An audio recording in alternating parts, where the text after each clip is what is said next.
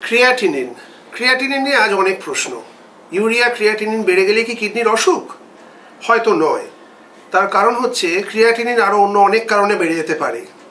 ধরুন আপনি প্রচুর রেড মিট খেয়েছেন এবং তারপরে আপনার কোনো কারণে ব্লাড টেস্ট করা হলো, তাহলেও কিন্তু আপনার ক্রিয়াটিনিন বাড়া হতে পারে। ডিহাইড্রেশনের জন্য কিন্তু ক্রিয়াটিনিন বাড়তে পারে। সুতরাং ক্রিয়াটিনিন বেড়ে গেল একটা টেস্টে মানেই আপনার কিডনির অসুখ হয়ে গেছে তা নয়। নিশ্চয়ই ব্যাপারটা অ্যালার্মিং, সেটার ফলো আপের প্রয়োজন আছে।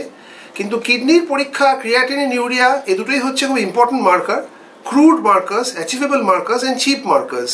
সেই জন্য ইউরিয়া ক্রিয়াটিনিন আমরা নিশ্চয়ই করবো কিডনির অসুখে, কিন্তু তার সঙ্গে সঙ্গে আমরা দেখবো হচ্ছে খুব importantly spot urine for ACR, albumin creatinine ratio. Albumin creatinine ratio denote করে যে আপনার পেচ্ছাপ দিয়ে কতটা প্রোটিন বেরোচ্ছে, ইউরিন দিয়ে কতটা প্রোটিন বেরোচ্ছে। এটা কিন্তু অনেক সময়তেই ক্রিয়াটিনিন নর্মাল থাকলেও এই প্রোটিনটা বেরোতে পারে। অর্থাৎ আপনার এই ক্রিয়াটিনিন ব্যাপারটা is important, but however ACR is more important.